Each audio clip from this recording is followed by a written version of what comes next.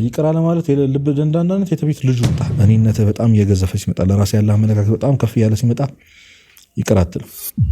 አሶ ገና ከእጁ ችንካሩ ሳይወጣ የሚያረጉትና ያቆምና ይቅር በላቸዋል። ልትከራከረኝ ትችላለህ። አይ የኔ ይበልጣል ከክርስቶስ ልትል ትችላለህ። አንተ ግን እንደ ክርስቶስ ንጹህ ነህ ወይ? አንተ ግን እንደ ክርስቶስ ንጹህ ነህ ወይ? እንደዚህ እንድትፎክራለን። በነገራችን ላይ እግዚአብሔር ትልቅ ደረጃ ያደረሰ እነሱ ሊፍት አፕ እንድታረጉ የበደሉንን ሰዎች ይቅር እንደማለት ከባድ ነገር የለም። ጌታ ሆይ የሚያረጉትን አይቆምና ይቅር በላቸው።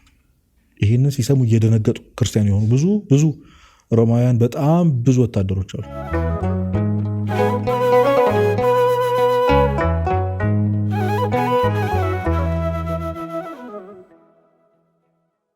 ሰላም የተወደዳችሁ የዚቅ ሚዲያ ቤተሰቦች፣ ይህ ዚቅ ሚዲያ ነው። ለባለማህተቦች የምናዘጋጀው ልዩ የእንዴት መርሃ ግብር እነሆ። እግዚአብሔር ረድቶን ቸር ጠባቂያችን ጠብቆን ሳምንታችንን ጠብቀን ተገናኝተናል። እዩ እንዴት ነህ? እግዚአብሔር ይመስገን። ሰላም ነው? እንዴት አለ? እግዚአብሔር ይመስገን። ያው ዛሬ እጅህ ከምን ይቅርታ ብለናል። ይቅርታ በስመ አብ። በጣም ሰፊ ነው ርዕሱ፣ ግን እኛ ባለን ጊዜ ኦዲየንሶቻችንም በደንብ ጥሩ ነገር እንዲያገኙ አጠር አድርገን እንነጋገርበታል። ይቅርታ ከምንድን ነው የሚጀምረው? እስቲ ይቅርታ እንዴት ነው አንተ ሐሳብ? ለምንድን ነው ይቅር ማለት ያቃተን? የብሶ ጥያቄ እሱ ይመስለኛል ከመጀመሪያው እንጂ ይቅርታ ምንነቱ የጠፋው አይመስለኝም። በእርግጥ ብዙ አከራካሪ ነገሮች አሉ። እንግዲህ ሰው ይቅር ሲልህ ሊተውልህ ይችላል፣ ግን ሊረሳልህ አይችልም አይደል? የሆነ ጊዜ ስታጠፋ ያስታውሳል። የረሳውን ለመሰለው ይብሉ ማለት መጠቀሚያ ነው የሚያደርገው። ያጠፋውን ጥፋት እንደ እግዚአብሔር ያለ ይቅርባ የለም እዚህ ምድር ላይ። ስለሱ ይቅርታ እንግዲህ እንዲህ ነው ብሎ ማውራት አይቻልም። ዛሬ ይቅርታ ብለን የምናወራው በትክክል ከሰዎች ጋር ስላለን ስለሚኖረው ኮንፍሊክት እና ከዛ በኋላ ስለሚመጣው ይቅርታ ነው። ምክንያቱም በጣም ብዙ ሰውን ይቅር ማለት አቅቶታል። ብዙ የተሸከምነው በቀል ቂም አለ ልባችን የከበደብን እና ፈልገን ይቅር ማለት ፈልገን ያቃተን ሰዋል መተው ፈልገን በቃ መርሳት ፈልገን ስናስበው እንባችን የሚመጣ የሚያበሳጨን ገና ትዝ ሲለን ጭራሽ በናየውማ በቃ ሁላ እንደዛ ድረስ የሚወስደን በጣም ይበደሉን ግን እነሱን ይቅር ማለት ያቃተን ሰዎች አለና ለምንድን ነው ያቃተን? እንዴት ነው እነዛስ ይቅር ማለት የምንችለው ብለን እናስባለን። ይቅርታ ሲባል 3 አካላቶች ናቸው፣ አንተ፣ እግዚአብሔርና ሌላ ሰው። ዛሬ ስለ ሰው እናወራ እንጂ ከራስ ጋር መታረቅ በጣም ትልቅ ኮንሰፕት ነው። ከእግዚአብሔር ጋር መታረቅ ያው ንስሐ ስለሆነ ስለ ንስሐ ብዙ ጊዜ አውርተናል። ዛሬ ግን በትክክል የምናወራው ሰው ስለ ሰው ይቅርታ ነው። ግን ስለ ራስ መታረቅ ሌላ ኤፒሶድ ያስፈልጋል ብዬ አስባለሁ። በጣም ዲፕ ስለሆነ ማለት ነው። መልካም፣ እንደው በዚህ ሀሳባችን ላይ በደንብ እናንሳውና ከዛ በኋላ የሚያስፈልገው ከሆነ ምክንያቱም ብዙ ሰው ስለ ራስ መታረቅም ደግሞ ጓጉቶ ይሰማል። እንዴት ነው ሰው ከራሱ ጋር ተጣልቶ መታረቅ የሚችለው? ምክንያቱም ዓለሙ የውዝግብ ነው። በቃ ብዙ ነገር እያወዛገበን ያለንበት ጊዜ ላይ ነው ያለነው እና ከራስ ጋር ታረቅን ማለት ዓለሙ ላይ በቃ ነቃንበት ማለት ነው። ስለዚህ እሱንም እናነሳዋለን። ግን እስኪ እንደ አጠቃላይ ለምንድን ነው ይቅር ማለት ያቃተን? ምንድን ነው የይቅርታው ኮንሰፕት እኛ ጋር ሲመጣ ሰዎችን ይቅር ማለት ያቃተን ለምንድን ነው? የልብ መደንደን ነው። ኦሬዲ ዞሮ የልብ መደንደን፣ ልብ ድንጋይ ሲሆን ማለት ነው። ሰው የሚሰማው ስሜት ሳይሰማ ሲቀር፣ የማዘን ስሜት ሲጠፋ ማለት ነው። በጣም ጭክን ስትል፣ ቂም በቀል ስታስብ በጭንቅላት ላይ የሚመጣት ብዙ እነዛ ሰዎች ላይ የምታስባቸው ክፋቶች የሚመጡት ከልብ መደንደን ነው። የልብ ድንጋይ መሆን ማለት ነው። እና ስጋው የነበረው ልብ ድንጋይ ሲሆን እነዚህ ነገሮች ምክንያቶች የመጀመሪያው የትዕቢት ውጤት ነው። ይቅር አለ ማለት የልብ ደንዳናነት የትዕቢት ልጁ ነው። መሰረት ትዕቢት ያው ለራስህ ያለ ትልቅ ከፍተኛ አመለካከት ነው። ኢጎ ማለት ነው። መስበር ያቃተህ ኢጎ እና ስትበደል አይገባኝም የማለት ስሜት ስላለህ ነው። ለምን እኔን የመሰለ ሰው ላይ እንደማለት ነው። ገብቷል? እንዴት ላስረዳው? ቆንጆ አገላለጽ ነው። እኔን የመሰለ ሰው ላይ ማለት ለራሳችን የምንሰጠው ቫልዩ ከፍተኛ አመለካከት ነውና ዲዘርቭ አላደርግም ብለህ ስታስብ እንዴት እኔ ላይ እንደዚህ ያደርጋሉ? እኔ ነው ትኩረቱ። ገብቷል? እና የእነሱ ክፋት ምንጩ ምናምን አይደለም የሚታይ። እንዴት እኔን ብዙ ጊዜ ሰው ያው በወዳጁ የሚከዳው ምናምን በጣም ብዙ ጊዜ እንደዛ ነው። አያደርግም ብለህ በምታስበው ሰው ነው ትጭበረበራለህ። በጣም ብዙ ነገር ያው ይቅርታ የሚባሉ ጉዳዮች የምትገባም ደግሞ ከምትተዋወቀው ሰው ጋር ነው። ከዚህ በፊት የሆነ ፓስት ኤክስፒሪየንስ አለ፣ ከዛ ሰው ጋር ትተዋወቃለህ ምናምን፣ የሆነ ሳለ ይበድልሃል፣ የሆነ ነገር ያደርግሃል። ከዛ እንዴት እኔ ላይ እንደዚህ ያደርጋሉ እንጂ ሰውየው ይህንን ነገር ለማድረግ ምንድን ያበቃው አትል። እንደ ሰው ምን ገጥሞት ነው አትል። ምክንያቱም ሰው ያለ ምክንያት ክፉ እንደማይሆን ታውቃለህ። ያለ ምክንያት ክፋት ውስጥ አይገባም። እሱ ምክንያት አይታዩም። ሰው ልቡ ድንድን ያለበት ሰው ብሞት ይላል። ምን አይነት አገላለጽ እንደሆነ አላውቅም። ብሞት ይቅራለሁ ማለት ሞታም እንኳን ይቅር አትለውም። ኦብቪየስሊ ግን እንደው አገላለጻችን ነው። ብሞት እኔ በተአምር ይላል ይቅራለሁ ይላል። ሰው ልቡ ድንድን ይልበታል። ይሄ የትዕቢት ውጤት ነው። ለራስህ ያለ በጣም ከፍተኛ አመለካከት ሲኖር ያንን ሰው እንዴት ነው ይቅር የምለው? እንዴት ነው የምቀበለው? እኔን እንዲያርጉኝ እኔን እንዲያርጌለት ነው ገብቷል። ደግሞ ይከተላል። እንዲህ ሁሉ አሳልፈን እንዲህ ሁሉ ነገር አድርጌለት እንዴት ይክደኛል? እንዴት ያጨረብረኛል? ወይ እንደዚህ ነገር ውስጥ እንዴት ይከተኛል? ስለ እኔ እንዴት እንደዚህ ያወራል?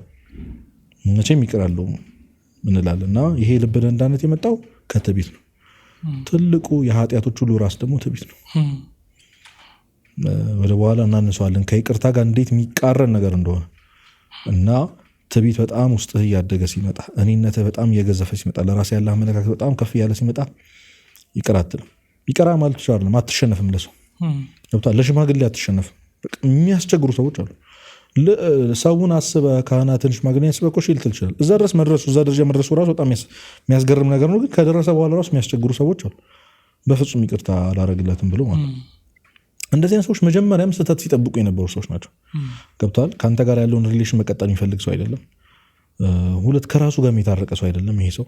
እና እንዳልኩ በጣም ራስ ወዳድ፣ በጣም ሰልፊሽ እየሆንክ ስትመጣ ልብህ እየደነደነ ሰው የሚሰማው የሀዘን ስሜት እየተሰማህ አይመጣም እና ልብህ ድንጋይ እየሆነብህ ነው የሚመጣው። እና የመጀመሪያው የትዕቢት ውጤት ነው ልበ ደንዳና መሆን።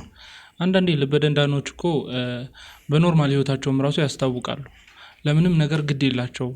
ለመጣው ለሄደው ሰው ግድ ላይኖራቸው ይችላል።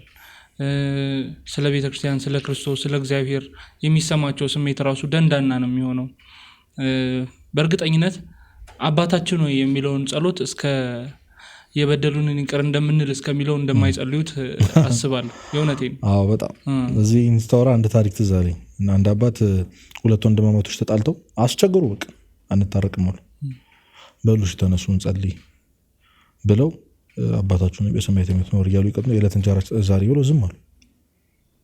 እሱ እናንተ በሉት አሏቸው። የበደሉንን ይቅር እንደምንል አንተም ይቅር በለን ነው ካላልክ።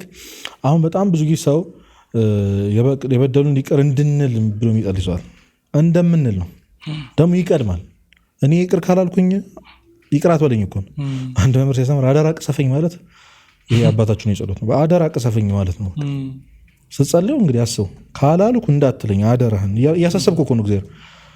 እንደውም አንድ አባት በቃ ደግሞ አይደለም እኮ የበደልነውን አይደለም። አዎ የበደሉንን ይቅር እንደምንል እኔ እኮ ባይነኝ እግዚአብሔር እንዴት መሰለህ በቃ ባይ ዲፎልት እኔ እንደምትይኝ ይቅር ባይነኝ።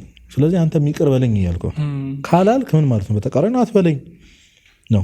ቃል እየገባለት ነው፣ እያሰርከው ነው። እንደውም እግዚአብሔርን እባክህን ነው እንዳትለኝ እንደማለት እና ማለት ተሰብረው ሁለቱም መጨረሻ ላይ ይቅር ይባባላል። እና ይሄ ጸሎት ብቻውን በቂ ነው። ነግረኸው ነው የምትገባው ወደ እግዚአብሔር። በቃ አንተ ነህ ቃል የምታስገባው እና የሚቀድመው ራሱ እንደውም አንድ አባት በጣም በቃ ተቸገርኩ እንደምንል ሳይሆን እንድንል ቢሆን ጥሩ ነበረ ይላሉ። እንድንል እርዳን ማለት ነው። በደን ይቅር እንድንል አንተም ይቅር በለን ሳይሆን ግን እንደምንል ነው። ቃሉን ብታነበው እንደምንል እና ለዛ ነው በጣም ይጎ በተለይ ወንድ ልጅም ሴት ልጅም ወንድ ልጅ በጣም ይቸገራል መሸነፍ ስለሚመስለው። ይቅርታ መጠየቅ በተለይ መሸነፍ ነው። ጭራሽ ይቅር ማለት ደግሞ ይበስበታል።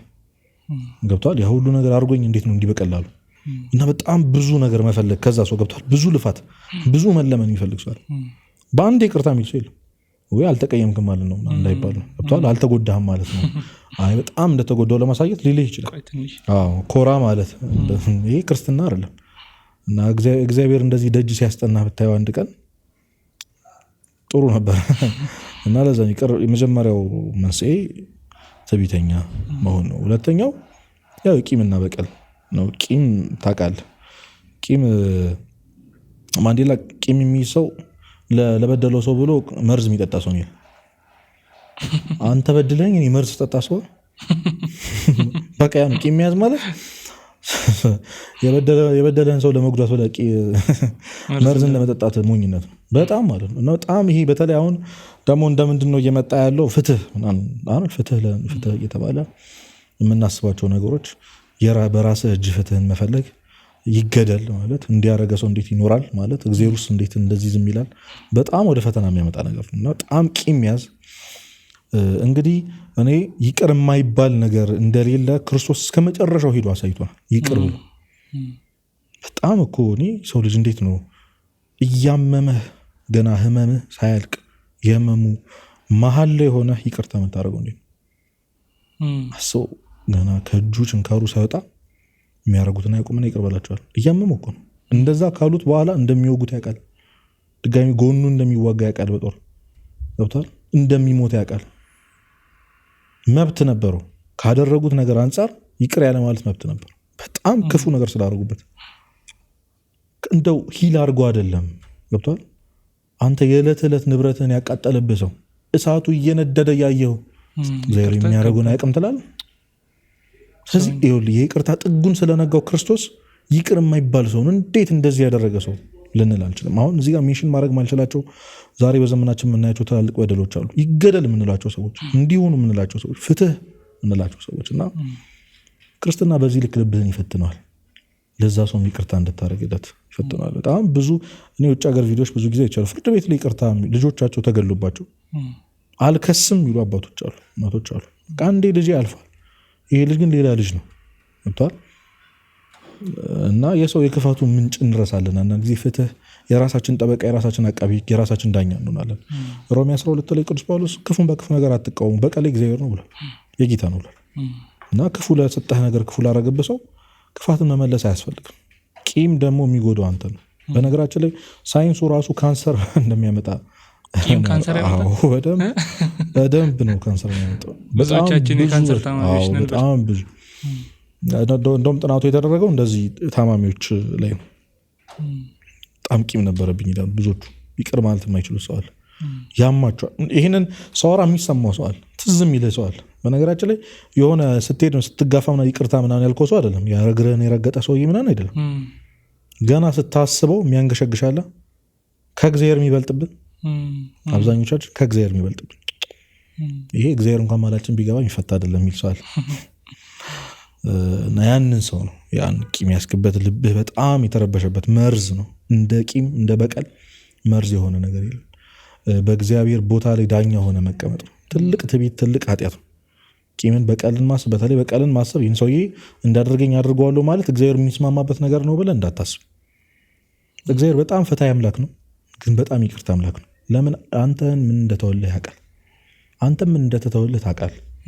ምን እያደረግህ ታግሶ እንዳኖረ፣ ምን እያደረግህ ሸፍኖልህ እየኖርክ እንደሆነ አንተም እሱም ታውቃላችሁ። ዛሬ አንድ ሰው ሲበድልህ እንደዛ መሆነ በጣም ያሳዝናል። ቂምና በቀል መያዝ ልብህን እያደነደኑ ይመጣል። የሆነ ቀን ጠብቄ እንደዚህ ያደርገዋለሁ የምትለው ሰው ልብህ መቼም አይለሰለስም። ለዚህ ሰው ሴጣን እያሳሰበህ ነው የሚመጣው። በየት በኩል እንደምታጠቀው፣ እንዴት እንደምታናደው ቀስ እያለ ነው የሚያድገው። በነገራችን ጓደኛ ቢሆን ነገር ሲያበሽቅ መለሰ ስታበሽቀው ይጀምራል። ከታች ጀምሮ ልጅ እያለ ሲጣልፈ ስጣልፈው ነው የጀመረው። መተውን የመሰለ ነገር የለም። እና ቂምና በቀል በጣም ልብን የሚያደማ ከምንም በላይ ልብ የሚያደንዱ ነገሮች ናቸው። ለይቅርታ እንዳንመለስ ናቸው።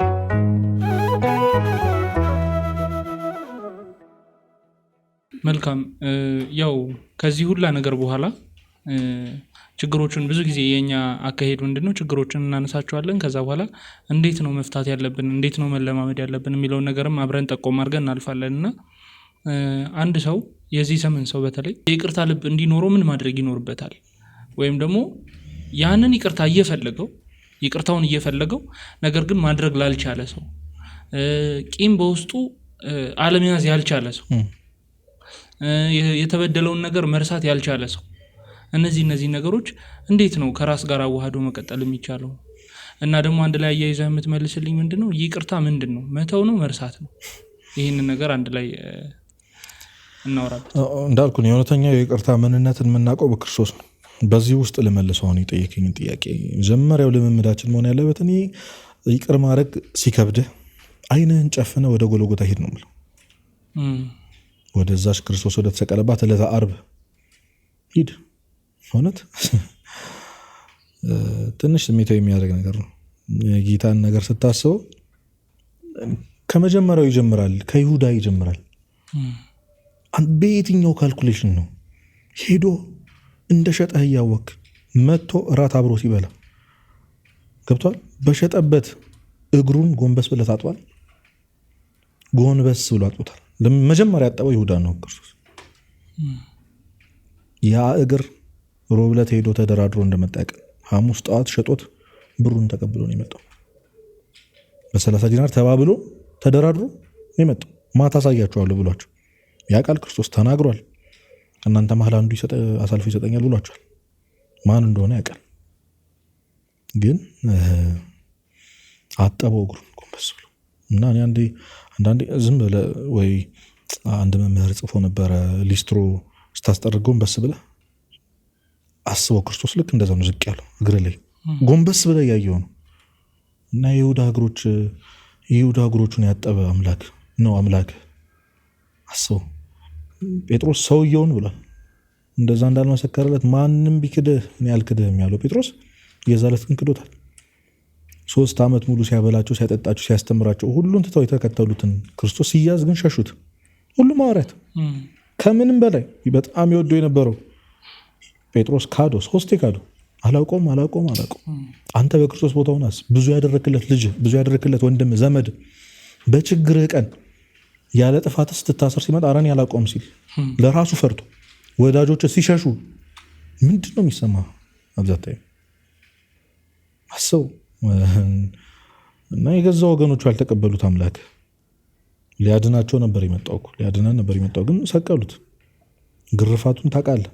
ሮማውያን በጣም የሚገርምህ አንድን ሰው ከመግረፋቸው በፊት ወይን ጠጅ ያጠጣሉ፣ ትንሽ የስካር ስሜት እንዲሰማው ማለት ሰውነቱ ደንዝዞ። ክርስቶስ ያንን ወይን አልጠጣም። ገብቶሃል? ለአንተ ብሎ ነው። እና መስቀሉን ተሸክሞ ሲሄድ እኔ ብዙ ቦታ ብያለሁ፣ መሀል ላይ መጣድ ይችል ነበር ተነስቶ መስቀሉን። ለምንድን ነው እንዲህ ማድረግላቸው? ማለት እንደምንበድለው ያውቃል። ከነዚህ 1000 ምናምን ዓመታት በኋላ ከተሰቀለ በኋላ እንደዚህ የወረደ ትውልድ እንደምንሆን፣ እንዲህ በዝሙት እንደምንጨማለቅ፣ እንደዚህ መጥፎ ኃጢአት ውስጥ እንደምንገባ፣ በዚህ ልክ እግዚአብሔር የለም የሚል ህዝብ እንደሚበዛ፣ በዚህ ልክ እንደምንረክስ እያወቀ ግን መንገዱን አላቋርጥም። አላቋርጥም ቶ ቅድም ነገር ያለው የሚያደርጉትን ያቁምና ይቅር በላቸዋል። ለነሱ ለመነ፣ አሳዘኑት። ገብቷል? እየሰሩ ያሉት ስራ ትልቅ ኃጢአት እንደሆነ ያውቃል። እነሱን የሚያጠፋቸውን ነገር ነው እያደረጉ ያሉት፣ ግን እያደረጉ ያሉት እሱ ላይ እኮ እና ከመስቀል ሳይወርድ ይቅርታ አላቸው፣ ለመነላቸው። እባክህ ይቅር በላቸው አያውቁም እኮ አላቸው፣ አዘነላቸው። እና ከትንሣኤ በኋላ ግን ሐዋርያቱን አገኛቸው። እነሱ እኮ አይደለም ወደሱ የመጡት፣ እሱ ነው ወደ እነሱ ሄደው። ተስፋ ቆርጦ የኤማሁስ መንገድ ላይ እያሉ 3ኛ ሆኖ ተገለጠላቸው አይደል? እንጀራውን ቆርሶ ባርኮ ይሰጣቸው እሱ እንደሆነ አወቁ። ተስፋቸውን ቀጠለላቸው። በተዘጋ ቤቱ አልፎ ሰላም ለእናንተ ይሁን አላቸው። ሰላም አላቸው። አንተ በችግር ጊዜ ይቅርታ እኮ ልታደርግለት ይችላል። ይቅርታ ከጠየቀህ ነው ቤቱ ትሄዳለህ። ያለበት ቦታ ትተው መቃብሩን ረስተው እየኖሩ ፈርተው ሁሉን ለራሳቸው ፈርተው እየኖሩ ከዚህ በኋላ አይሁድ እንዴት ያደርጉናል ብለው ማለት ግን እሱ ነው ሰላም ይሁን ሰላም ለእናንተ ይሁን ብሎ የገባው። መቃብር ላይ እንደሌለ ሲያውቅ ቅዱስ ጴጥሮስ ሮጠ። ታውቃለህ ጴጥሮስ የተወደኛለሁ ይሄን ያለው ያን ይወዳሃለሁ ብሎ በፉከራ ሲናገሩ የኔ ጴጥሮስ አሁን አፉን መክፈት አቃተው። ጌታዬ እንደምወድህ አንተ ታውቃለህ። አላሸማቀቀውም። አንተ አላለው ያ ሁሉ ነገር አድርጌ አላቀም አልከኝ አይደል አላለው። ምንም አላለው። ሐዋርያትን ምንም አላላቸው። እንደውም በበለጠ ሰላምታ ነው የቀረባቸውና የመስቀሉን ነገር እንደማሰብ የተደረገልህ ነገር እንደማሰብ የሚያቀልህ ነገር የለም። አንተ የሆነብህ ነገር ኢምንት ነው። እመንኝ ምንም ነገር ልትጠቅስልኝ ትችላለህ። እዚህ ምድር ላይ እንደ ክርስቶስ ፍትህ የተጓደለበት ሰው የለም። እዚህ ምድር ላይ እንደ ክርስቶስ የተገረፈ ሰው የለም። እንደ ክርስቶስ የተሰቃየ ዲክሽነሪ ላይ ትልቁ ስቃይ ገብቷል ተጠቅሷል የክርስቶስ ስቃይ እንደሆነ እና በዓለም ታሪክ ውስጥ የክርስቶስን ያህል ስቃይ የደረሰበት ሰው የለም። ብዙ ነገር ሰምተናል። እዚህ አገራችን ውስጥ የሆነ ነገር ህፃናት ላይ የተደረገ ብዙ ነገር ሰምተናል። ማንም የጌታህን ያህል የሆነ የለም። ልትከራከረኝ ትችላለህ። አይ የኔ ይበልጣል ከክርስቶስ ልትል ትችላለህ። አንተ ግን እንደ ክርስቶስ ንጹህ ነህ ወይ ነህ አይደለም? አይገባኝም ነው የምትለው? ይገባል። ለምንድነው የማይገባ? ምን እንዳደረግ ታውቃለህ፣ ምን እንደበደልክ፣ እንዴት እንደዋሻ እና እግዚአብሔር ፊት ያለህን ማንነት ያለሽን ማንነት ያለንን ማንነት እናውቃለን። እና የመስቀሉን ነገር እንደማሰብ ልብን የሚያራራ ነገር የለም። ክርስቶስ ያደረገልህን የሆነልህን ስታስብ ይደንቃል። በጣም መጽሐፍ ቅዱስ ታሪክ ላይ በጣም የሚያስደንቀኝ የዮሴፍ ታሪክ ነው። ዮሴፍ ዳይሬክትሊ የክርስቶስ ምሳሌ ነው። አስበው፣ በገዛ ወንድሞቹ ይጠሉት ነበር። የገዛ ወንድሞቹ ሸጡት፣ ጥለውት፣ ሊገሉት ተስማምተው ነው አንድ ወንድም ያተረፈው። ለዛውም አስበው፣ ጉድጓድ ውስጥ ሆኖ የገዛ የእናት አባት ልጆች አንተን ጉድጓድ ውስጥ ጥለው ከላይ ደስ ብሏቸው አርደው ሲበሉ ሲጠጡ እየሰማ ድምፃቸው ሳቃቸው የተሰማ በጠዋቱ አወጥተው አናውቀውም ይሄ ባሪያ ነው ብለው ሸጠው በ20 ዲናር ሸጠውት። ከዚህ ያሳለፈውን ነገር ታውቃለህ። መጨረሻው ግን ንግስና ነው። መጡ። እግዚአብሔር እንግዲህ በጠላቶች ፊት ያቆማል። የሚያቆምህ ግን ለይቅርታ ነው፣ ቸርነቱ እንድትሰብክ ነው እንጂ እንድትኮራባቸው አይደለም። አሁን አንዳንድ ሰው በጣም ሰክሰስፉል ምናምን ከሆነ ሰው የፎከሩብኝ ሰዎች፣ እዚህ አደርስም ያሉኝ ሰዎች እንደዚህ እንድትፎከር አይደለም። በነገራችን ላይ እግዚአብሔር ትልቅ ደረጃ ያደረሰ እነሱ ሊፍት አፕ እንድታደርግ ነው። ክፋት ልክ እንዳልሆነ፣ ሰውን ማሸማቀቅ፣ ሰውን መሸጥ፣ ሰውን መበደል ልክ እንዳልሆነ በይቅርታ እንድታስተምራቸው ነው። እና አሁን ይህንን የምትሰማ ሰው እውነት በቃ ዘመዶች፣ ቤተሰቦች ያላመኑብኝም ነገር ብለህ እግዚአብሔር አምኖብህ ደረሰ አይደል? እንድታስተምራቸው ነው፣ እንድትፎክር አይደለም። ያን ማወቅ አለብን። እና ግን ዮሴፍ አለቀሰ ሳያቸው። በጣም ግራ እኮ የሚገባኝ ከዛ ብዙ ነው ታሪኩና እሱ እንደሆነ ሲያውቁ እኔ ሳነበው ይደንቀኛል። እሱ እንደሆነ ሲያውቁ ተሸማቀቁ፣ አንገታቸውን በቃ ሊገለን ነው። ከዛስ ጴጥሮስ እናንተ አይደላችሁም የሸጣችሁኝ፣ ዮሴፍ እናንተ አይደላችሁም የሸጣችሁኝ ያለ። አስበው፣ ለነሱ እሱ ተከራከረላቸው። ለራሳቸው ለሚሰማቸው የጥፋተኝነት ስሜት እኮ አንተ ሰው እኮ የሚያኮርፈው በትንሹ ነገር ጓደኛ የሚያኮርፈው እኮ የጥፋተኝነት ስሜት እንዲሰማ እኮ እንድታቃረን እንዳጠፋ ምን አርጌ ነው ምናምን በቃ ይቅርታ ምናምን ስትል በደንብ እንዲሰማ ይፈልጋኛ፣ በደንብ እንዲሰማቸው እንፈልጋለን። በጣም የበደሉ ነገሮች አሉ። አዎ የምንወዳቸው ሰዎች እንኳን የምናኮርፋቸው ምናምን እንዲያውቁ ነው እንደበደሉ። ገብቷል? ልታለቅስ ትችላለህ እነሱ ፊት እስከማለቅስ ድረስ ነው ያሳመምከኝ። በጣም ብዙዎቻችን ሰዎች በእኛ ምክንያት የጥፋተኝነት ስሜት እንዲሰማቸው ማድረግ ደስ ይላል። ማናውቀው ባህሪያችን ነው። ጴጥሮስ ይቅርታ፣ ዮሴፍ ግን እንደዛ አላደረገም። ተከራከረላቸው። እናንተ አይደላችሁም የእግዚአብሔር ሀሳብ ነው፣ እግዚአብሔር እኮ ነው አለ። እንኳን ከይቅርታ አልፎ ለነሱ አዘን፣ ተው እንዳትሸማቀቁ። ምን አይነት ይቅርታ እንደሆነ አስብ። እና ይህንን ስታስብ መስቀሉን ማሰብ፣ ክርስቶስን ማሰብ፣ ዮሴፍን ማሰብ፣ ብዙ መጽሐፍ ቅዱስ ላይ ያሉ ቅዱሳን ሰዎችን ማሰብን የመሰለ ነገር የለም። በሰማዕታት ዘመን እኮ ብዙ ሰማዕት ሊያደርጓቸው የተነሱ ሰዎች እኮ ሰማዕት ሆኗል። ራሳቸው ክርስቲያን ነው። ለምን እንደሆነ ታውቃለህ? ሊያርዷቸው ሲል ከጌታቸው የተማሩትን ቃል ይናገራሉ። ጌታ ሆይ የሚያደርጉትን አይቁምን ይቅር በላቸው። ይህንን ሲሰሙ እየደነገጡ ክርስቲያን የሆኑ ብዙ ሮማውያን በጣም ብዙ ወታደሮች አሉ። በጣም ብዙ ነው ማለት ፊታቸው ላይ ያለውን ፈገግታ አይተው ያለቅሱላቸዋል። እነሱ ቢገባቸው እኮ እንዲያይሆኑም ነበር፣ ቢገባቸው አይበድሉም ነበር፣ ቢገባቸው ሰውን ቂም በቀል እስኪይዝ ድረስ አይበድሉም ነበር ብሎ ያዝንላቸዋል። እውነተኛ ክርስትና ይሄ ነው። እና መስቀሉን ነገር የተተወልህን አስብ። ዳይሬክት ሪሌሽን ነው። አንተ ከሰው ጋር ያለህ ግንኙነት ከእግዚአብሔር ጋር ያለህ ግንኙነት ነው። ለዛ ነው በቃ ይቅር ካላላችሁ ይቅር አላችሁም በግልጽ ብሏል። ማቴዎስ ወንጌል ላይ ማንበብ ትችላለህ። ማቴዎስ ወንጌል ምዕራፍ 6 ላይ ማንበብ እንችላለን።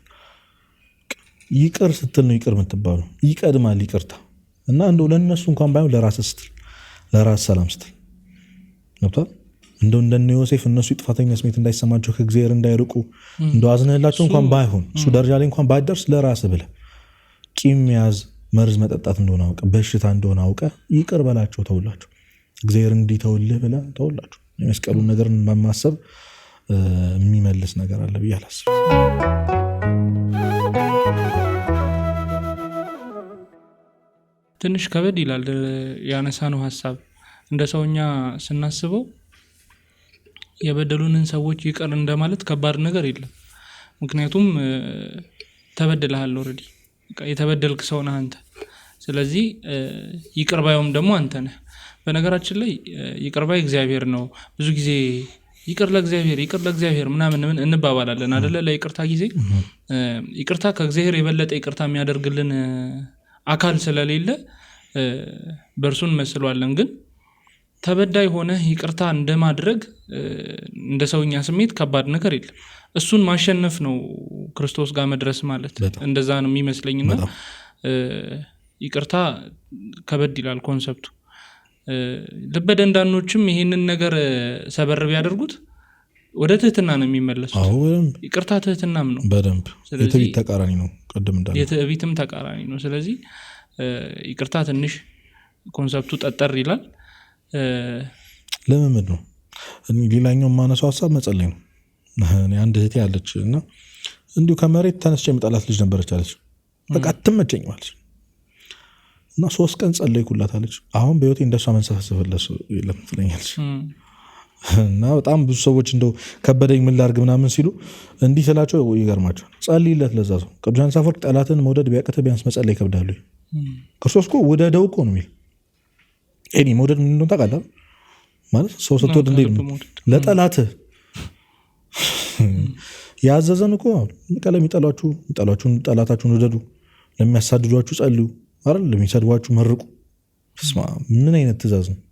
የፍቅር ትእዛዝ እና ልብህን ለፍቅር ያዘጋጅልሃል ይላል ቅዱስ ዮሐንስ አፈወርቅ። ጠላትን መውደድ እንኳን ቢከብድ ቢያንስ ጸልይለት፣ ያኔ ልብህ ለፍቅር ይዘጋጃል። ስለዚህ እኔ አሁን በጣም ውስጣችን ለጠላቸው በቃ እንዲሁ ለሚቀፉን ሰዎች እውነቴን ነው የምላችሁ እንጸልይላቸው እየቀፈፈ በቃ አይ ምናምን እያልክ ከልብ ላይ ይችላል። የምሬ ነው። እውነት አንድ ሳምንት ጸልይላቸው በቃ ዝም ብለህ ጸልይላቸው። ከዛ ታየዋለህ ለውጡ። እውነት በደንብ ታየዋለህ። ይህን የመሰለ በነገራችን እኛም ነው ጸጋ የምንቀበለው። ፍቅር የተባለችውን ትልቁን ጸጋ ፍቅር ማለት እግዚአብሔር ነው ብሏል ቅዱስ ዮሐንስ እና ጸጋ የምትቀበልበት መንገድ እና የመጀመሪያው ነገር እኔ በጣም የምር ከከበደ ጸልይለት። እንደው ከባለፈው ኤፒሶዳችን የቀጠለ ይሁን እንጂ ይቅርታ ማድረግ ለራሱ ሰላም ነው። ለራስህ የሚሰጥህ ሰላም ቀላል አይደለም። እስቲ አስበው አሁን አንተ ከሰዎች ጋር አንተ አሁን እኔ ጋር ተጣልተን ምናምን እንቅልፍ ትተኛለህ፣ ጥሩ እንቅልፍ አተኛም። ማደርገውን ነገር ወደኋላ እያሰብክ ምናምን ነገር በጣም ውስጥህን ይበላሃልና ይሄ ግን በአንድ ቃል ይቅርታ በምትባለው ቃል ተፈቶ ምናምን ወደ ቀደመ ሰላምህ ትመለሳለህ። ምናልባት ያኛውን ኤፒሶድ ላመለጣቸው ስለ ሰላም ያሰራነው ኤፒሶድ ላመለጣቸው ከዚህ ተነስተው ወደኋላ ሄደው እንዲያዩትም ስላሰብኩ ነውና ይቅርታ ቀላል ነገር አይደለም በጣም እና መጸለይ ሁለተኛው ትልቅ መፍትሄ ነው። ሶስተኛው የሚመክረው ንስሐ ገብቶ ስጋው መቀበል ለራስ ኃጢአት። ይህን ነገር እንደመፈክር እንያዘው እንደ ምን አማራጭ አለ? በእግዚአብሔር ራሱ ክርስቶስ ተናግሮ ያልጨረሰው ነገር ነው። የሁሉ ነገር መጠቅለያው መደምደሚያው ንስሐና ስጋው ደግሞ እውነት ነው። ለሁሉ ነገር መፍትሄ ነው። እኔ አሁን በኮንፊደንስ መናገር ብቻ ለዚህም ለትንሽ ይችላል አው ነው ብለው አሁን ላልጠቀስክልኝ ጥያቄ ራሱ መልሱ በቃ ንስሐና ስጋው ደግሞ በምድር ላይ በጣም ፍትህ የለም ምናምን ንስሐ ግባ። አንተ ምን አገናኘዋል ካልከኝ ታየዋለህ። ከንስሐ በኋላ ሰው በድሎ አንተ እግዚአብሔር ይቅርታ ስትጠይቅ የማይገናኝ ነገር ይመስላል። ሞክረው። ንስሐ ገብተህ ስጋው ደግሞ ተቀብለህ ከእግዚአብሔር ጋር ሰላም ሆነ ሞክረው። ልብህ ሲታደስ ፍቅር የተባለው እግዚአብሔር በልብህ ሲነግስ ራስህ ሄደህ ይቅርታ ትጠይቀዋለህ እና የይቅርታ ልብ ይሰጣል ራሱ ንስሐ መግባት። ምክንያቱም በንጹህ ማንነት አሁን አንተ እያሰብክ ያለው ያኔ በጣም በተጠቀጠቀው ኃጢአት ብዙ በሰራው ሰውነታችን ነው ይህንን እያሰብን ያለው። ይቅር አለውም ልባችን የከበደብን እኛ ራሱ ኃጢአተኛ ስለሆነ የክፋት ሀሳብ ልባችን ስለሆነ እስኪ አንተ ንጹህ ሆነ ሞክረው። በንስሐና በስጋው ደግሞ ከእግዚአብሔር ጋር ታርቀ በእግዚአብሔር አይን ስታየው ግን ይህ ሰውዬ ይቅር መባል የሚገባው ነው። አንተም ተብልሃል። አንተ ብዙ ተትቶልሃል። ብዙ የተተወለት ሰው ብዙ ይተዋል። እውነት ብዙ ነገር ይተዋል። በቃ የራስን ኃጢአት ማሰብ ከጀመርክ ወደ ራስን መመልከት ከጀመርክ ይገባሃል አንተ አፈር መሆን እግዚአብሔር እንዴት ኃጢአትህን ደብቆ ሰዎች ፊት በሞገስ እንዳቆመ። እኔን ኃጢአተኛውን እዚሁ ምስክር ነኝ። እውነት እንደዚህ ሰው ፊት ስቀርብ አሁን ደህና ሰው ነው የምመስለው፣ ግን አሁን ይቅር የማልበት ምንም ምክንያት ሰበብ ልሰጥ አልችልም። ያለኝን አውቀዋለሁ፣ የተወልኝን አውቃለሁ። እግዚአብሔር ምን ሸፍኖ በልብስ አሸብርቆ ምን ብሎ ሞገስ ጸጋውን የመናገር ጸጋውን ሰጥቶ ሰዎች ፊት ልትከበር ትችላለህ። ግን የቤትህን የጓዳህን ኃጢአት ውድቀትን የሚያቆስ ነው እና ከልባችን አምነን እሱ ይቅር ባይ መሆኑን አምነን አይደል የምንሄደው ማለት ይቅር ሊሎ የመጣውን እኮ መልሶ አያውቅም እግዚአብሔር። አንተ በየትኛው አንተ የተባለ የንስሐ ልጅ እስከዛሬ አልሰማንም። እኛ ዛሬ ንስሐ የለም 7 ነበር እሱን ጨርሳል የለም ኢንፊኒቲ ነው። ሞት እስኪመጣ ድረስ አንተ ይቅርታ የማግኘት መብት አለ። የጠፋው ልጅን ትዝ አይልም በቁሙ ገሎት ሄዶ ሲመለስ እሱ እኮ ባሪያ ለመሆን ሄደው ሰራተኛ ለመሆን ልጅ ልባል አይገባኝም ከባሪያዎች አንዱ ሆናለሁ ብሎ ነው በራስ ቤቱ። አባቱ አላስጨርሰውም አውርቶ ራሱ አልጨረሰም። ልጁ ወደ ቤቱ ራሱ እሱን ይሮጥ እና አርጋኖን የተባለ ጸሎት መጽሐፍ ላይ አባ ጊዮርጊስ ዘጋስጫ የተራበ ሰው ለመብላት እንደሚቸኩል እግዚአብሔር ኃጢአተኛውን ለመማር ይቸኩላል። አንድ እርምጃ ይጠበቃ አንተን ለመማር። እኔ እንደውም ትልቅ እድል ነው ባይ ነኝ። እውነት አሁን የተበደላችሁ የተገፋችሁ ሰዎች ካላችሁ እድለኞች ናችሁ። ምክንያቱም ይቅርታ የመጠየቅ እድል አላችሁ። ይቅር ብላችሁ ይቅር የመባል እድል አላችሁ። ይህን የመሰለ እድል የለም እና ንስሐ መግባት፣ ለዛ ሰው መጸለይ፣ የመስቀሉን ስራ ማሰብ በቂ የይቅርታ መፍትሄዎች ናቸው። ንስሐ በራሱ እኮ ፕሮሰሱ ራሱ የይቅርታ ፕሮሰስ ነው አይደለ? ያ ማለት እኛ አሁን ሰው ከሰው ጋር የምናደርገው ነገር እግዚአብሔር ጋር የሚያደርሰንን ንስሐ እንኳን ስጋው ደግሞ ድረስ የሚያቀርበንን ንስሐ እንኳን ለማድረግ ከሰዎች ጋር ያለንን የይቅር ባይነት ልብ ይፈልጋል። ለዛ ነው ቀኖና ተሰጥቶን በቀኖናችን መሰረትን ንስሐችንን የምንፈጽመው። ስለዚህ እግዚአብሔር እኛን ይቅር ለማለት ቀኖናችንን መፈጸም ይጠበቅብናል። ለኃጢአታችን ክፍያ እንዲሆን ክፍያ ሆኖ አይደለም፣ እኛ ትዕግስትን እንድንማርበት ወይም ደግሞ ቀኖና መፈጸም ስለሚኖርብን ነውና ስለዚህ ይቅርታ ቀላል ነገር አይደለም። እስካሁንም ድረስ ደጋግሜ እያልኩት ነው። እግዚአብሔር እኛን ይቅር ባለን መጠን ሰዎችን ይቅር ማለት ያስፈልጋል፣ ጥሩ ልብም ይሰጣል የሚለውን ሀሳብ በደንብ ይዘናል። ተጨማሪ የምትለው ነገር አለ? ይቅርታ ማለት ለሰው ይቅርታ ማድረግ ማለት ምንም አልተፈጠረም ማለት አይደለም። እሱን ሳትመልስልኝ አለፍክ። እሱ አይደለም። ይቅርታ ማለት ከኔና ከእግዚአብሔር ጋር ካለን ግንኙነት አንተ የበደልከኝ በደል አይበልጥም ማለት ነው። ከእግዚአብሔር አይበልጥም እንደማለት ነው። ገብቷል? ምክንያቱም ይቅር ባለ ማለት መታጣው እግዚአብሔር አለ። ገብቷል? እነዛ ሰዎች ይቅርታ ላይገባቸው ይችላል። አንተ ተገብቷል አትንፍተሪ። ስለዚህ ምንም አልተሰማኝም፣ አሁን ምንም አልተፈጠረም እያልክ አይደለም። በቃ ተበድለሃል። ያንን እግዚአብሔር ያውቅልሃል። በመበደል የተሰራብህን ግፍ ያውቃል እግዚአብሔር፣ ይረዳልሃል። ግን ያንተና እግዚአብሔር ሪሌሽን ውስጥ ተጽዕኖ አለው። ይቅር አለ ማለት ይቅር እንዳይል ያደርጋል እግዚአብሔር። ገብቷል? ስለዚህ ከእግዚአብሔር ጋር ያለኝን ግንኙነት እንዲረብሽብኝ አልፈልግም። ለዛ ይቅር እልሃለሁ። እና እንደ ሰው መርሳት ሊከብድ ይችላል፣ መተው ግን ይቻላል። እና በደንብ ወደ እግዚአብሔር የቀረበ ሰው፣ ፍቅር ልቡን የገዛው ሰው ይችላል። በደንብ እንደ እግዚአብሔር ይቅር ማለት ይችላል፣ መርሳት ይችላል። ገብቷል? እየመጣ እኮ ጭንቅላት ላይ ሰይጣን ሊፈትን ይችላል። ግን በአንድ ያማት ማሰናበት የምትችለው ነገር ቅድም እንዳልኩ እንደ ዮሴፍ ጭራሽ ያ ሰው የጥፋተኝነት ስሜት እንዳይሰማ ማለት ይችላል። አንዳንድ ጊዜ እኮ ይቅር አድርገህለት ራሱ እኮ የሚሸማቀቅ ሰዋል ማለት ይቅር አልኩህ ማለት እንደ ድሮ እንሆናለን ማለት አይደለም ብሎ ማስጠንቀቂያ ሰጥቶ ይቅር የሚል ሰው ሁላችንም ጋር አለ። እንደ ድሮ እንሆናለን ማለት አይደለም። ይቅር አላልክም። በነገራችን ላይ እግዚአብሔር እንደዛ ሲል አስቡ። በቃ እኔ በነገራችን ላይ አንተ ተበዳይ፣ ከዛ የሆነ በዳይ ሰው ህይወት ላይ ካለ አንተ እግዚአብሔር ያበዳዩ ሰው ራስን አድርጋ አስበህ ሳለው። ከዛ ይህንን ኢኬሽን ሰዎች ይፍቱት፣ ይህን ሰሚዎች ይፍቱት። እግዚአብሔር ምን ያህል ነው ይቅር እንዲል እንፈልግ ገብቷል? በዘበኛ እንዲያስጠብቅ ትፈልጋለህ? ከበደልክ በኋላ ስትመጣ አንተ በር ላይ ነህ ዛሬ ምናምን እንድትባል ትፈልጋለህ? አንድ ወር ምናምን ሲሞላ ትጠጋለህ ምናምን አትፈልግማ። አባትህ በነፃነት ነው። እግዚአብሔር እኮ ሲምር በድለህ የማታውቅ እስክትመስል ነው የሚምር። ገብቷል? እና ያስገርመኛል። እኔ እንግዲህ ሰው ራስን በእግዚአብሔር ቦታ አድርገህ አስበው። ያን በደው ደግሞ ራስህን አሁን እግዚአብሔር ነው የበደለው አድርገህ ስታስበው ዋይናት እና እግዚአብሔር እንዲያደርግልህ የምትፈልገውን ነገር ለሰው አድርግ። ያኔ መርሳት ምን ያህል አስፈላጊ እንደሆነ፣ መተው ምን ያህል አስፈላጊ ነገር እንደሆነ ይገባሃል። መልካም፣ እግዚአብሔር ያክብርልን። ሁላችን የይቅርታ ልብ እንዲኖረን እግዚአብሔር አምላካችን ይርዳን። ጊዜ እንደምንለው ነው። በጸሎታ አስበኝ የይቅርታ ልብ እንዲኖረኝ። እኔንም አስቡኝ። ይህ ዚቅ ሚዲያ ነው። ለባለማህተቦች የምናዘጋጀው የእንዴት መርሃ ግብር ነው። ይህንን መርሃ ግብር ስፖንሰር ማድረግ የምትፈልጉ ወዳጅ ዘመዶቻችን በሙሉ ከስር የምናስቀምጥላችሁ አድራሻ ላይ እኛም በማግኘት ስፖንሰር ማድረግ ትችላላችሁ። የዛሬው ኤፒሶዳችን የይቅርታ ነበር። ሁላችንም የይቅርታ ልብ እንዲኖረን እግዚአብሔር አምላካችን ይርዳን። ሳምንት እስክንገናኝ ድረስ ቸር ያቆየን።